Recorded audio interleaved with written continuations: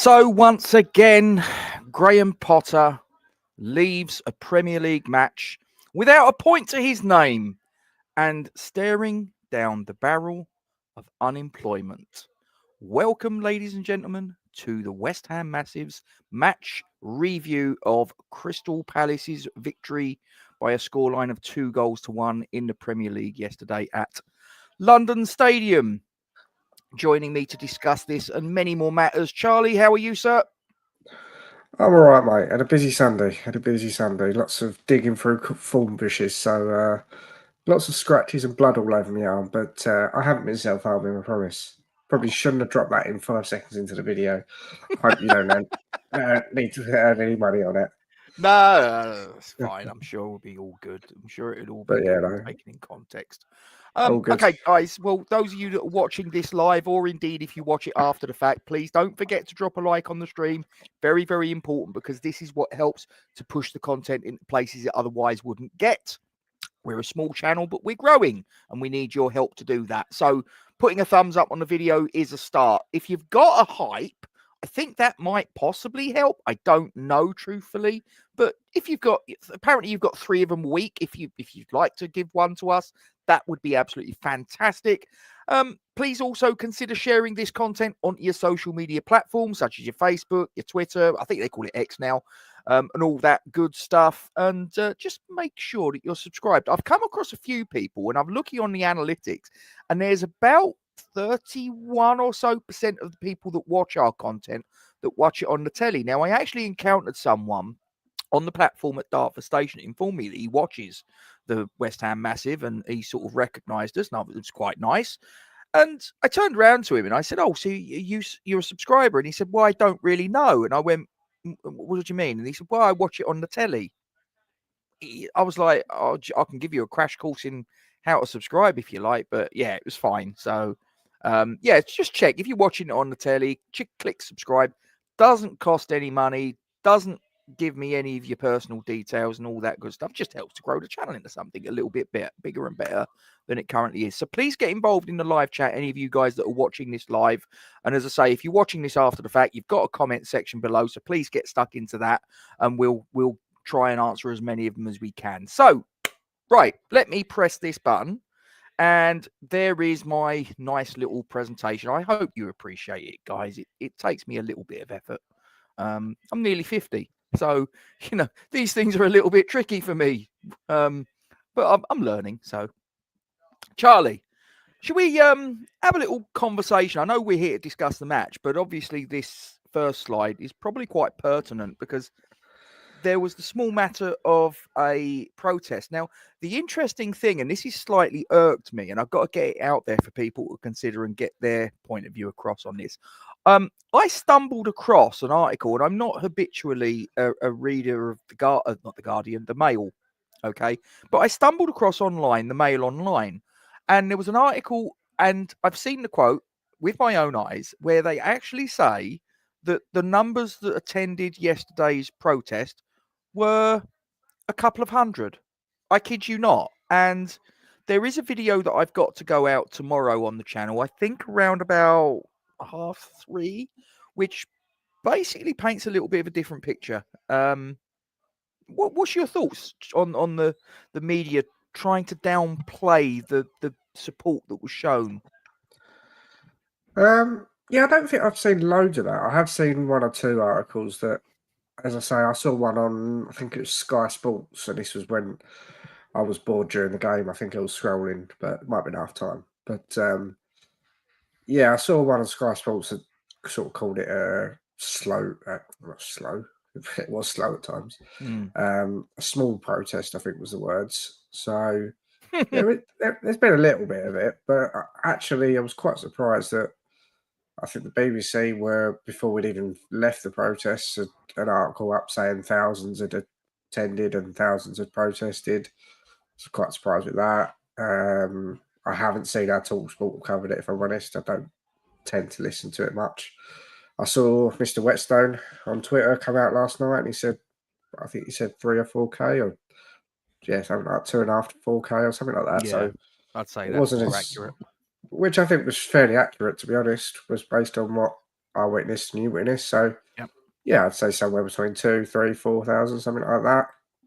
I don't really care whether it's 2 or 4, but I think that's a fairly good turnout for the first protest of a campaign that kicked off 2 weeks ago, really, or got revived. If you don't want to say kicked off, but yeah, I think that's a decent showing for the first protest. And obviously, the aim, as I was talking about yesterday, is for it to grow and get culminated at the Burnley game in a couple of home games time or 3 home games time, I think. To hopefully have a 10,000 strong march is the aim. If that can be done, fantastic. Time will tell, obviously, but yeah, I think I expected it from the media, some of the mainstream media. If you told me Jim White's come out and laughed at it today, I wouldn't be surprised in the slightest. But actually, I thought the coverage was fairly fair. The only ones that really disappointed me was there was a few West Ham fans on Twitter and thought sort of they were downplaying it and saying the numbers were low, which I don't know. I feel like is a bit of a self-damning prophecy, self-fulfilling prophecy there, but each their own opinions. I just hope the numbers continue to increase and we see, despite the club's efforts, the Brentford boycott go well or get signed up to well, and then obviously Newcastle. I don't think the protest has been announced yet, if there is one. I don't know what the intention is there, but obviously Burnley's the one after that where there's likely to be a big march. So yeah, a good start. Good start. Plenty more to be done. And the fact that Mr. Sullivan didn't get driven in, and is he the one with the claret Rolls Royce? I think so. I can't remember now. I know one of them had one. Yeah, I can't remember who had it, but whatever car he's got, he didn't get driven in that yesterday. I think, I don't know what you guessed, but I think he was either on that first coach or one of the Mercedes vans that were all blacked out. Or the ambulance. Or the ambulance cowering in the back there. So, yeah, he obviously felt under pressure enough to not go in his normal car. So, you can't say he's totally ignoring it. No, he's quite aware of what's going on. He's not. He might be ignorant, but he's not stupid. I think is probably the way to put it. And so with Brady. Yeah. I tell you what, I'd like to just touch on this, and I don't want to make a big song and dance about it, but I'm aware of some comments, some criticisms, if you will, that are aimed towards our friends at Hammers Chat, and I think I'm probably gonna. You've been reading my tweets, Mr. Gates. I haven't. Oh, okay. But I think it bears. It needs to be said. Look, I don't want to start an argument. I don't want to get involved in an argument. And we're in a point now where we're West Ham fans. We need to stick together. And this is not the time for a civil war amongst the fans. It really isn't. I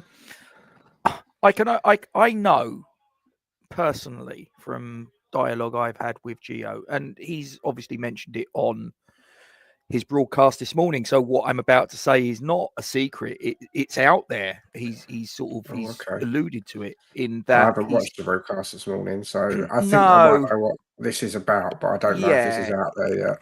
There's certain criticisms that, like I say, it was more generically at Hammers Chat in inverted commas, but I think people need to understand, especially with Gio, that he's going through some personal circumstances that are quite testing, to say the least. And I'm not going to go into all the ins and outs because it's nobody else's business, quite frankly. I mean, my opinion is this, okay? If someone is able to attend and wants to provoke change at the top end of the club, then for me, they need to be there, in my opinion. And it is my opinion, okay? If someone wants to tell me I'm wrong, no problem. However, as I say, the key point there is if they're able to. And I know what Gio's up against, and that's just not right now. It's just not a possibility. So I was a little bit disappointed to see and hear the comments that were levelled in his direction, especially because I don't think he deserves it. I don't think he needs it. And we're as West Ham fans, like I say, I repeat, this is a point where we need to stick together. We don't need to sow the seeds of division. We really don't. We need one another more than ever. And that's all I've got to say on the subject. I wanted to just sort of get a little bit out there because, especially in the case of Gio, and I know there are going to be people that are going to start sort of countering with, again, it's out there, it's no secret, Gonzo was at the game, but he again, I know of the reasons why he has to sort of keep his head down because he's had certain people absolutely. that have given him threats of physical attack. And okay, so what do you want him to do? He's there with his missus, he's there with his kids, and there are people that are threatening his safety. You want him to put himself in harm's way and them as well? Come on, have a word with yourself. Seriously. Yeah, I don't know. Keep your mouth shut. Yeah, I don't know necessarily what else has been said today. As I say, I've had a pretty hectic day, so I've not been online. But I responded to a tweet last night, and I don't need to call out who it was to, but I didn't necessarily like the way they was trying to call other fans out, and obviously we're talking about Hammers Chat here generally, but yeah, as you sort of alluded to, this isn't. We don't get anywhere if this fan base is divided and taking pop shots at each other, and it's exactly what the owners want. We need a united fan base. And look, not everyone can be there on a day. You could have West Ham fans who are across the globe. They can't obviously be there, but they can support the protest. And I think to be fair to the boys over at Hammers Chat, they've supported the protest in their own ways and giving the protest a big old platform with tens of thousands of views on their videos on both channels, both Chris and Gio. So yeah, I was a bit disappointed with a couple of things I saw after the game yesterday, last night. And I put my point of view out there on Twitter and sort of said, look, just not the place for it. It was unnecessary, unhelpful. Doesn't pull the fan base together. So everyone's got their own reasons why they can or can't be there. I think obviously the main channel at Hammers Chat has put Paul Bubbles on there with a video with I'm guessing tens of thousands of views. Chris, albeit briefly, did mention the fact that there was a protest on the national broadcaster, literally the national broadcaster. So there's publicity and there's support for the protest in many different ways, and there can be a number of reasons why people can't necessarily make it to the physical one. If you can, brilliant, great. The more that there, the better. Especially Burnley one. That's obviously trying to get as many numbers as possible. But yeah, there's been so much infighting in this fan base for fucking donkey's years now. Going back to before Moyes, but Moyes was obviously a massively hot topic that cut this fan base in half, and then we just don't need it anymore. We need to unite, and even if you don't get on with everyone, you don't need to be calling them out and taking shots at them just unnecessarily. But anyway, that's my point. Let's move on to the game.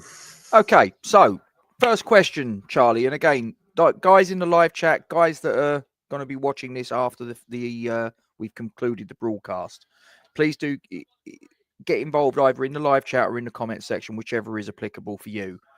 So, Charlie, when the starting lineups were announced, and obviously the starting lineups are winding through there, first of all, with reference to our own West Ham United, and then afterwards to reference to Crystal Palace, what were your thoughts on the starting lineups? As expected, really. I think we obviously did the preview a couple of days ago, and we didn't obviously look at the Palace team too much, but in terms of our own team, it was exactly what I said it would be. It's exactly what I said I expected. And I was thinking about this earlier whilst I was carving my arms up in the rose bushes. we actually don't have a bad team, and there's not a bad. There's a good team there with a few major deficiencies. Hmm. One, the lack of a competent striker. Yep. One, afraid to say we've got 3 backup goalkeepers, none of whom should be really starting. And we've got a geezer in midfield who isn't a holding midfielder and also doesn't know how to pass forward. So he's just, in the kindest possible words, pointless. And then we've got 2 centre backs that, well, to say 2 centre backs, we got 3 centre backs. We only got 3 centre backs. Who am I missing?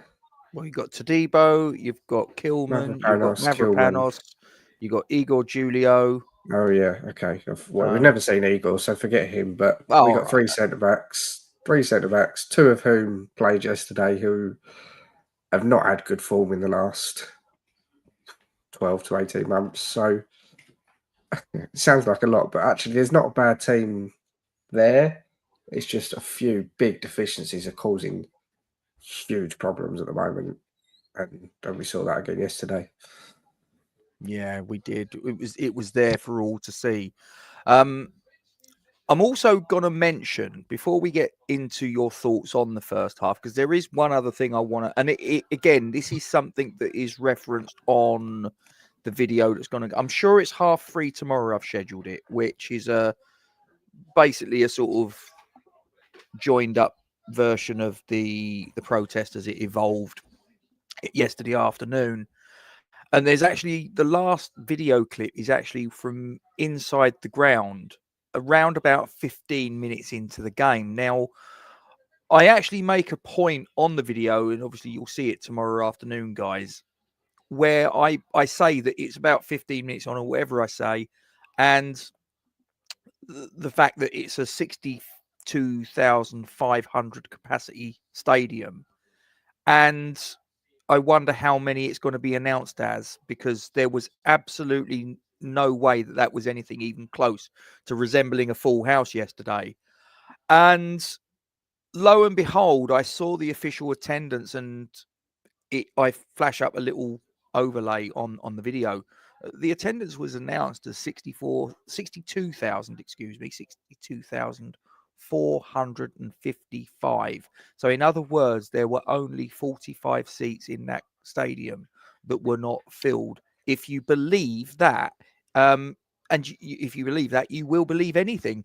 I know what they've done, Charlie. It's the old trick, isn't it? It's, well, okay, that seat was empty, but do you know what? That was bought by a season ticket holder who, for whatever reason, didn't walk through the turnstile. But we will count it that they attended. I mean, it's just such a load of bollocks. I know clubs do it. It's not just us. But it's just ridiculous. Yeah, I mean, it's the way it's done. I'm not bothered by that anymore because it's just the way it is. But I am interested to. It will come out in a year, in 6 months, in 12 months, 2 years, whatever. There'll be another Freedom of Information request. It'll get all the actual attendances for the last couple of seasons, and yeah, I mean, they always make interesting reading because at the moment, or when it was last time, I know on average it was about 10,000 seats a game that was left empty. I think that was brought up a little bit by cup games, but nevertheless, I think league games you're still looking at 7, 8, 9,000 of empty seats on average. I think this season, especially if this season keeps going the way it's going, you're talking double that. And we'll obviously get onto the Brentford game down the line, but that could be half the ground. So yeah, it'd be interesting if we did know. I don't suppose we will know for a while yet, but we've all got eyes. We all saw what we saw yesterday. There was, I don't know, 15,000 empty seats after 10 minutes of the game. So that was sort of prime. Before we'd gone 1-0 down, was playing all right. Everyone was in. 10 to 20 minutes in, that's your sort of peak numbers, and there was still a good 10, 15,000 empty seats. And it only got worse from there. Yeah, it certainly did. I'm just going to wind back just to Colin's comment, because Colin, I know your circumstances, mate. I know that you would be there if you could. I know the reasons why you couldn't. Absolutely you fall into the same category as Gio, as someone that fundamentally supports the protest. And I know there are West Ham fans that don't support the protest, and fine, no problem. But I know that there are people that would like to be there. And as I say, I know your circumstances, Colin, and you fall into the same category as Gio, as you want to be there. But circumstances dictate that it's just not practical. So, same with you, Colin. Anyone that wants to have a pop in your direction of travel, I would absolutely defend you. No problem at all. James, hope you are well. Yes, we all came together beautifully. And as I say, we need to remain together. We need to be what our team name is. We need to be united. Because if we are divided, then this ain't going anywhere. This really isn't. So, we all did it together, guys. Everybody that attended, that could attend, that feel that the time has come, that put their shoulder to the wheel. Every single one of you, man, woman, child, because there were kids there. There were Well really done. small kids there. Yeah. But there was a few sort of babes in arms and toddlers and whatever else. Brave parents. Thinking of bringing Albie to the next one, Charlie? Are we long enough in that I can swear now? Fuck Yeah, of course no. you can. Not a chance.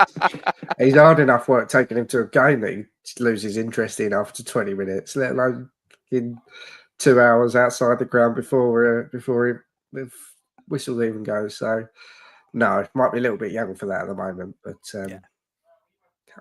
all in good time. Yeah. Okay, so let's get stuck into the match. So, what were your thoughts on the opening 45? We were all right in spells, but I'm fed up saying that, and I'm fed up hearing that. I mean, I heard it a few times yesterday, and it was just going over in my head that this is when we was drawing or whatever, and yeah, we can play a little bit of neat football in spells, but ultimately at the moment it all ends up in the same way. So we was okay, nothing special, nothing horrendous. It was a pretty naff first half, wasn't it? Really, nothing really happened. But did I feel at any point we was likely to take the lead? No, not really. Did I feel like we was at any point we was going to win the game? No, not really. So, yeah, I had no confidence in the first half or the second half at any point really that we was going to go on and get a win there. Maybe I was just feeling in a pessimistic mood, but yeah, just boring, dull crap, to be honest. Well, the boredom was broke when they scored, I suppose. Well, maybe. Yeah, that's true. A corner. What a surprise. We're normally quite reliable at corners, Charlie. What Number happened? 7 of the season. It's great. How many games you played? We've not played 7 league games, have we? It's absolutely comical, isn't it? You might as well just give them a fucking penalty, quite frankly. I haven't actually looked back. We played 5 games, right? 3-0, Yes. 2 away. Yes. Yeah, so 7 corners conceded in 5 games is it's marvelous, isn't it? And one of those was a 3-0 win. So yeah, I mean we didn't look comfortable on corners any more so than we did against Tottenham. And apparently, according to Potter in his interview or pre-match press conference, we've been working on defending set pieces all week. Could have fucking fooled me. Could have fooled Crystal Palace as well. I mean, I can't claim to be a mystic Meg by predicting the obvious, but we did say it in the preview that those 3 centre backs were going to cause us problems. Yeah. And all right, it wasn't the centre back that scored, but yeah, how many corners were there yesterday where it was just free header at the back post every single time? It's shambolic, and quite frankly, that geezer who completely fails as a manager at Stoke should be sacked before Potter, and he should be gone as well. Pelach? Yeah. I can't remember his name. I don't know the geezer's name. I really don't. But it's not just Bruno, like, the other one. Yeah. I don't know. I don't know who's the set piece coach, but whatever they're fucking doing, mate, it ain't bloody working. I mean, we're not scoring from set pieces. Well, I say we're not scoring from set pieces. That's actually a lie because we did. But in a losing effort, we scored one, but we conceded one. So actually, the net gain is 0. You know what I mean? And we also conceded a cross, which was actually the same deal anyway. So yeah. But talk me through your vantage point of the goal, Charlie. The Crystal It was a Palace long, goal in the first half. it was a long way away when it was down your end. Mm. So yeah, from where I was basically in Puddingmill Lane still. But yeah, I mean, at the moment, I'm preparing myself every time we concede a corner that we're going to concede a goal. I mean, Yeah. it's just dreadful defending. It's so easy. No surprise whatsoever. Oh dear. Northampton Town lose. Oh, Kevin Nolan. Would you take him, Charlie? Probably. Yeah, probably not. As a coach. No, well, as a long term, no.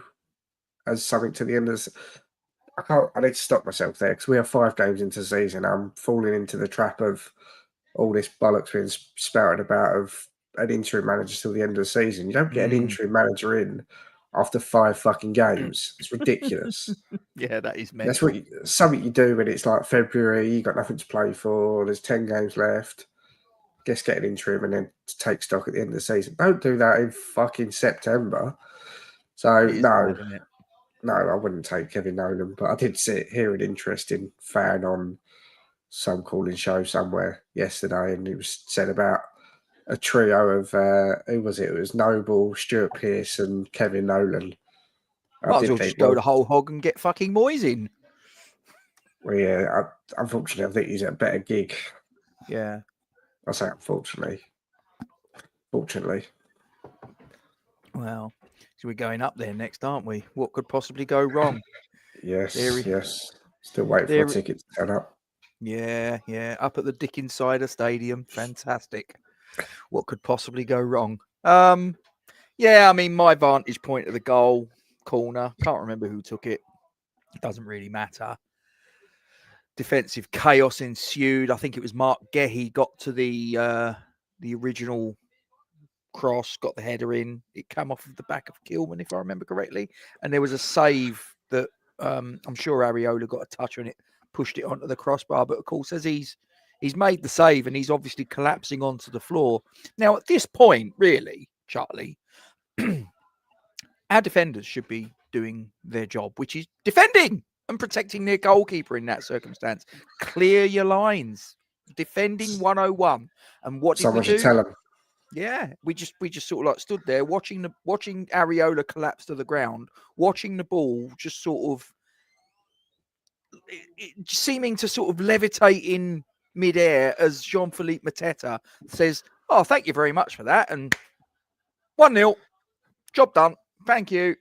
Palace are 1-0 up, and what was it? They were in they were in 16 games unbeaten run, and that goes in, and with the form you're in, you just sort of sit there and go, for Christ's sakes, we do not help ourselves, do we? No, and let's be fair. I don't mind Palace as a club. I don't mind I quite like their fan base. I think their away fans are quite localized, so to speak, sometimes. But actually, as a fan base and Selhurst Park, I quite like Crystal Palace. But they didn't perform in a way that deserved to win yesterday against any competent team. I don't think they would have won, but we're not a competent team, so I guess that's all they had to do. Yeah. Yeah, I don't think they was especially spectacular, but that's all it takes to beat us is mediocre, and then with our defenders, we'll gift you a goal. It's funny, I haven't actually watched the goal back since the game, so I've just watched it back now on the other screen, and yeah, it's just calamitous, really, isn't it? It's a lesson. I think it's one of those sort of videos you'd probably show to an under 13s team of a grassroots club and say to them, this is how you don't defend at a corner. And it wasn't the only and three. we're a Premier League team. Yeah, and they hit the bar in at least another one occasion. Well, that was in Maybe the second two? half, wasn't it? I know Yeah. they 2 minutes in, I think it was in the second half that it was they rattled the woodwork again. So On the centre backs. yeah, I mean, yeah, first half was pretty much a non-event as far as we was concerned. And Mr. Walsh, you're late. Mind you, so was I. Yeah, 1-0 down going into the half time, and I was again. It was hope against hope that. Oh, come on, Mr. Potter. I mean, for Christ's sakes, if all reports are to be believed, your job is on the line. You have 45 minutes left as in your existence. That's quite all right, Walshy. You have 45 minutes left of your existence as a West Ham United manager. You Oh, so need we to thought. change something. I was a little bit surprised that the formation remained the same. I was a little bit surprised that the personnel remained the same, but not shocked. What were your thoughts? I didn't expect him to change anything at half time and wasn't surprised when he didn't. Yeah, as I sort of said earlier, I went in, was obviously 1-0 down at that point and didn't really feel like we was going to get back into it. Obviously, again, we had a little spell in the second half where we played some nice football, I guess, but we never really felt like we was threatening them and they never really looked uncomfortable. So, yeah, we all went into the game thinking a loss and he'd be gone, and turns out, according to the usual sources today, that maybe he's got two more games to save his job. So maybe he wasn't that desperate. Yeah, well, we'll see how that plays out. But as I say, there was 2 minutes into the second half. As I say, I'll shitting myself because they hit the woodwork again from a corner. What a surprise! But then, as if by some, I don't know if it was a stroke of luck or whatever it was, we scored Pretty from a much. corner. We scored from a corner. Amazing. 4 minutes into the second half. Nice header by Bowen. It was. I thought it was a good corner by Diouf. And it was a nice movement from Bowen to peel away from his marker, get on the end of the ball being centered into the penalty box, went through a raft of players, and I don't think Dean Henderson could see it until basically it was virtually past him. It wasn't a powerful. I've seen sort of like more power, but it was one of those where he got enough power on it and enough control on the direction that just there was not really too much of a chance for Dean Henderson to do anything about it. Yeah, 1-1. fair play to Kilman, I want to say. That could be a guess, but I think it was Kilman that It managed moved to out get the out of the way. way. Yep. Yeah, fair play. It was quick reactions. He's done well to get out of the way of that, because how many times have we seen that sort of header just bounce off one of our own players and danger averted? But so no, fair play. It was good header, good corner from Diouf, good header. Well done to Kilman for getting out of the way. Yeah, I usually it would have been nice for us to step on the throttle and try and get back into it. But again, a little spell, but at no point was I sitting in that stand in Puddingham Lane thinking we was going to win the game. I thought it was going to go for all the way to a 1-1 draw, which is what I predicted. In fact, it got worse and we conceded again from another cross of some form or another. So. Yeah, I can't even remember who played the cross in, but the ball was played into the penalty box, and it was Kamada that was lurking around, wasn't it, in close proximity to Mavropanos. Yeah. I'm guessing they're two players that would have crossed paths in the Bundesliga when they played for. Obviously, Kamada was with Glasner at Eintracht Frankfurt, and Mavropanos was at Stuttgart, wasn't he? So I'm guessing that those two players were familiar with each other. And Mavropanos, I mean, I've never been his biggest fan, and it's quite galling that he's in the starting lineup and that we're actually turning around and saying, well, he's one of our two best centre backs. It's like, well, how fucking bad must the other two be? I mean, Jesus Christ. And he Pretty bad. gets his head to the ball, doesn't put it out for a corner. And I know you could turn around and say, well, that may actually not be a good idea anyway. But Yeah. at least you could sort of like reorganize and reshuffle and look to defend the corner, maybe, or head it out or whatever. He just heads it straight up, and as the ball's coming down, you can see that Tyrick Mitchell's just lurking like a Bengal tiger in the undergrowth, stalking a wildebeest. This ball's dropping, and he's looking up and he's licking his lips and going, "Oh, this is this is looking a little bit tasty. This, I reckon I can get a good contact on that, and get a good contact. He did, and that ball flew past Areola before he knew what day of the week it was. He was just like, "Whoa, hang on," and we're 2-1 down again, and it's just shambolic defending yet again, Charlie. Yeah. Whether it's corners, crosses, free kicks, it doesn't really matter. We can't defend the ball coming in from wide areas. Doesn't matter who the centre backs are. Kilgan's had his flaws this season. Same with Tadibo, same with Mavropanos. None of them fill you with confidence. None of them probably fill their midfield or their goalkeeper with confidence. Just another cross, poorly defended, and let's give him credit. It was a fantastic finish from Mitchell. Didn't think he had that in his locker. But only ourselves to blame. 2-1 down, and they never really looked like getting back in it. Yeah, no, it was. I mean, we had everybody's referenced it, about a 15-minute spell there or thereabouts that I wouldn't say we looked like we were world beaters. I mean, I think we probably played like carpet beaters for the other 75 of the match, to be perfectly honest with you. But in that 15 minutes, we managed to, by comparison, exert some sort of pressure upon Crystal Palace.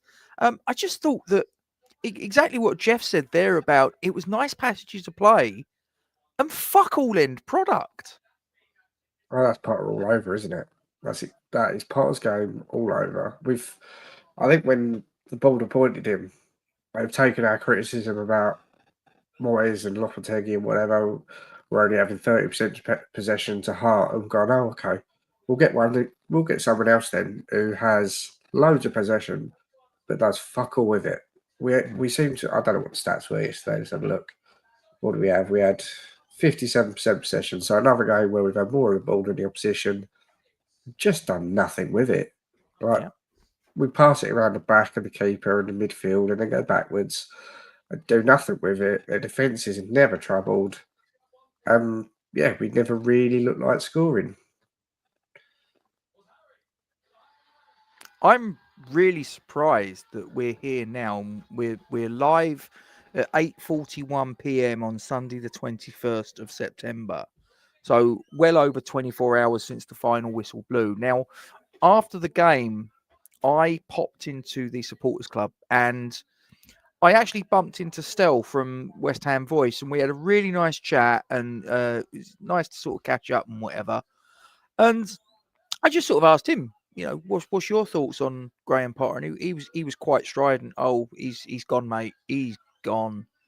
Now we're hearing today that there's, as you mentioned, about an interim manager and all this, or maybe Potter will actually remain in charge for the game at Everton and the game at Arsenal, because we don't want to bring a manager into those two games that and this is obviously the people up top, believe that they're games that are quite simply not winnable. It's like, so what? Actually, we're going to give up 6 points potentially in Premier League football. Are you fucking kidding me?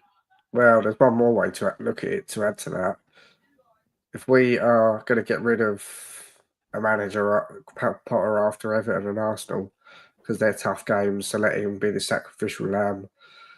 Coincidentally, what's the next game after that for the first manager, where everyone's going to want to go and support the new manager? Brentford. Boycott Brentford. Yep. So, yeah, maybe it's conspiracy theory. Maybe it's something I would have thought of and gone. They've done everything else to try and quell the numbers boycotting that game. They've done kids for £1. Yep. What's to say they wouldn't go, well, we're probably not likely to beat Everton and Arsenal anyway. Let's just let Potter have them, get Nuno in, and then do a massive PR campaign. And when Nuno comes in, get down to the ground and support our new manager and the squad. And your new manager needs you, and blah, blah, blah, blah. I wouldn't be surprised if that's crossed their minds and they thought, so they save their face and get those boycott numbers down. I mean, even if it is Nuno's first game, I won't be going to Brentford as that a principle now, because I'm not having whatever actions they take dictate how I approach it. But yeah, it'll be disappointing if that turns out to be the new manager, whoever it is. Whether say new manager, it could be an old manager, but the new manager for the rest of the season. It'll be disappointing if that's the game where is their first game in charge, but ultimately protests are bigger than any one game, bigger than any one manager. We need to stand firm, not get bent over backwards by those wankers in the boardroom. And if this first home game happens to be Newcastle, then so be it. First full home game anyway. So, tell me, and it's probably a really tough question to answer, certainly for the boys in Claret and Blue. Who do you think in Claret and Blue shone out as something of a beacon of hope for the beleaguered fans in the stands and elsewhere? And who do you think on the other side shone for Oliver Glasner's men? I think for us, going forward, I was impressed with Youth. I think it was another game for him going forward. I still think he's a bit suspect defending, but then you're going to get that with a wing back. Carl Walker-Peters, I thought was a very decent game again from him. I would have no issues with, I don't know what's going on with Wan-Bissaka, but no issues with him staying in for the next game. Obviously, there's your big names that will always be in there for the next one. But again, Bowen got on the score sheet, looked lively at times, if not fairly inactive. But yeah, more disappointed with the other end with Callum Wilson and centre backs. Disappointing from there. In terms of Palace, weird things to say about Palace. I don't think anyone shone particularly. I don't think they had to. I think there was a well-rounded team, well-coached, knew what they had to do, worked out or played out the tactical plan to perfection. And yeah, that didn't go down well when he went off today. Yeah, I think they was just solid. That's exactly what we expected them to be. Nothing special. They didn't have anyone that put on a show. I didn't think. Obviously, Mateta got the goal, which we all expected. Yeah, just a good, solid, all-round performance from Palace. Got the job done. Yeah, they certainly did. And do you think that the 2-1 scoreline to Palace, do you think that was a fair reflection on the pattern of the match? Or do you think that actually we maybe on another day could have actually been more than a 1-goal deficit? I don't think they was ever going to batter us. I don't think they ever looked like they was battering us. I don't think they necessarily wanted to. That was never their game plan. Their game plan was to get the 3 points. And that's exactly what they did. I think, as we said, we was okay at times. Would I be surprised if we didn't come away from that game with a goal? Absolutely not. It was obviously a bit of a corner and a nice header, but in open play, we didn't look like scoring really. But I don't think Ariola had too much to do.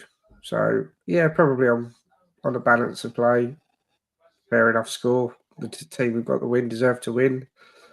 And the team who got fuck all deserved fuck all. Yeah. How do you think that for the next match, how do you think that this will it impact on the game against Everton at the Dickinsider Stadium? In terms of the starting lineup, I don't see it impacting it at all. Just thinking about it now, I think we'll see exactly what we saw yesterday. Maybe the only change being Fulkrug might start instead of Wilson. Big whoop. Stealing a phrase from another channel here, but rearranging the chairs on the Titanic comes to mind. And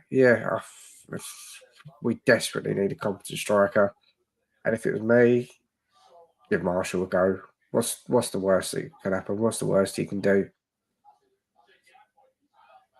Yeah, I don't see it happening. I mean, and this is the thing that slightly frustrates me, Charlie, is that and you guys that are watching this live or after the fact, correct me if I'm wrong. 9 months ago, when Graham Potter rocks up at London Stadium, he gave the club interview where he basically blew a load of smoke up the arse of the academy, the youth players, and our reputation of bringing all of those things that are very, very good for managers to say walking through the door, because managers know that that's what we want to hear. And yes, okay, in that first game away at Villa in the FA Cup, he played Ollie Scholes, and he played Ollie Scholes for a little while until Ollie Scholes came across a certain Mohamed Salah. And Mohamed Salah has led a lot of left fullbacks and merry dance down the years, and he led Ollie Scholes and merry dance on that particular occasion. Very quickly after that, Ollie Scholes was not any longer the left back, and we've not really had in the first team in competitive action really any youth team players, unless I'm misremembering, utilised since. And the really galling thing is that there was this glimmer of hope in pre-season, because Freddie Potts was getting used quite an awful lot, and you thought, okay, maybe I reckon Potts could be first game of the season against Sunderland, he'll be in there. Obviously, as we know, that didn't happen, and he hasn't really been. I know he came on against Chelsea, wasn't it? But yeah, he had about 5 minutes some yeah, season. and it's just like it's just And such a dropped load from of the bench bollocks. yesterday. Yeah, Not even exactly on the that. bench. So yeah, the youth is needed. You mentioned Marshall. He could be an option. George Earthy could be an option. And I'm not even necessarily saying starting. I'm saying involved in the squad.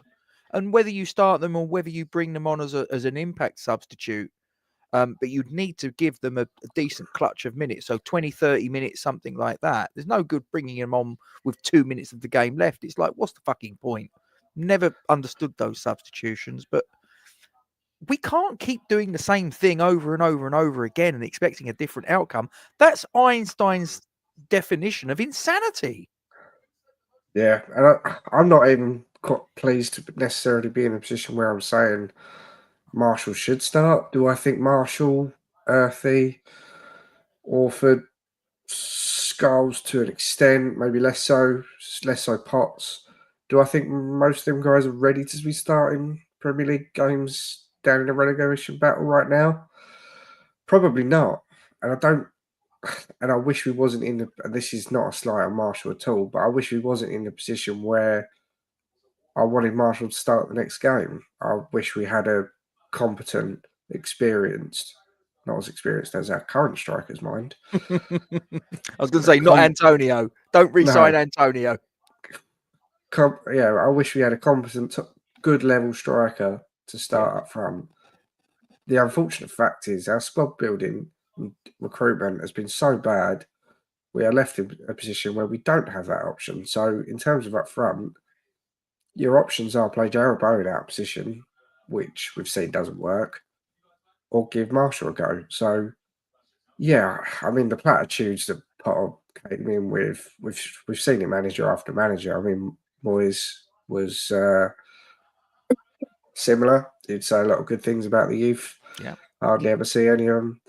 Lopetegui, there was that fucking nonsense video on his first day about coincidentally bumping into, was that Earthy? I think it was Earthy, wasn't it? Yes. Yeah, just bumped into him and was really impressed with him.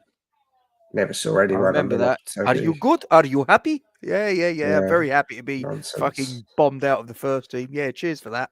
Yeah, and then Potter was obviously came in. One of the first things he said was about trusting in youth, and he's knows about the history with the youth academy.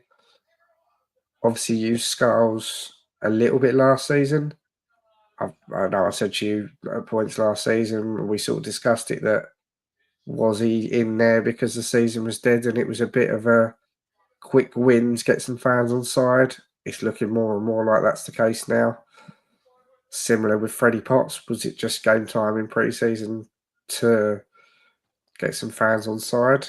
Maybe he's seen something in there that I don't really know how, but maybe he's seen something that says to him that Freddie Potts isn't ready. But realistically, Freddie Potts was our best centre midfielder in pre-season. It wasn't a very high bar, I'll give you that, but yeah, to be ever present basically in pre-season, be our best performing centre midfielder, and then get 5 minutes in 5 games. I mean, yeah, it was obviously all a load of platitudes, and I don't suspect anything will change for the rest of the time that he's in the manager's hot seat. I will just say on youth though, because I know Bowling Lounge has raised it.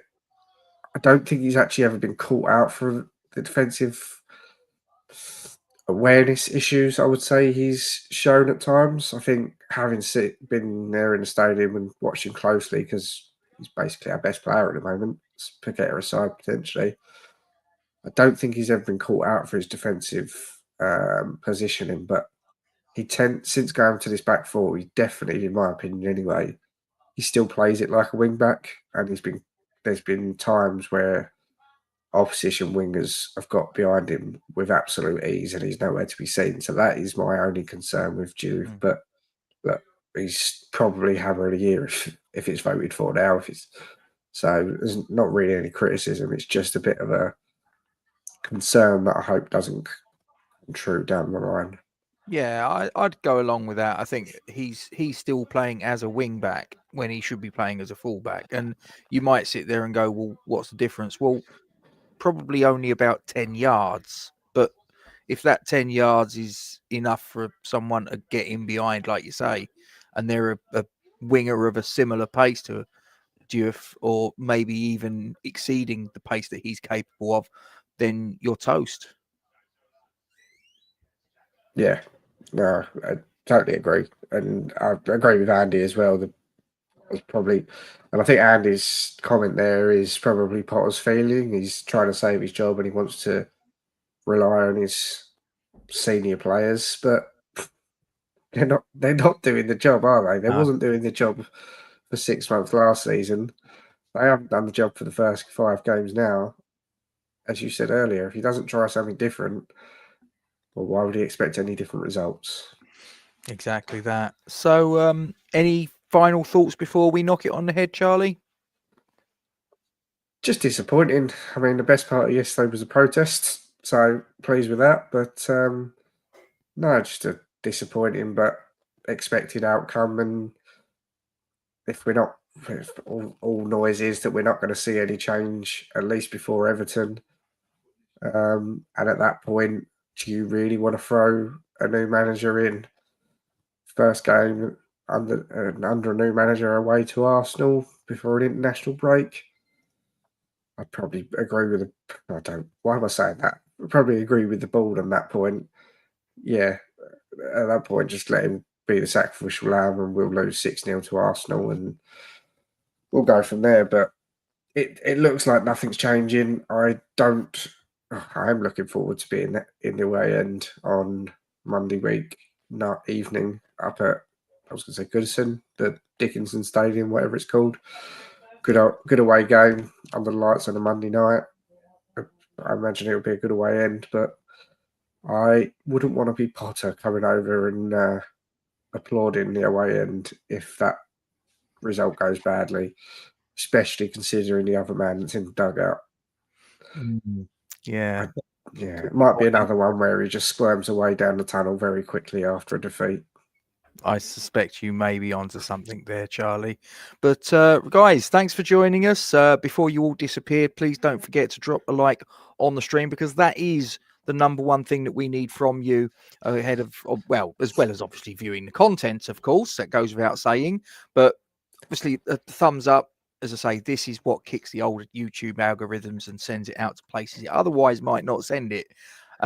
Please don't forget also that if you've got a hype, maybe sort of chuck one our way just to sort of help that algorithm do its things. Share us on your social media platforms, and don't forget to check.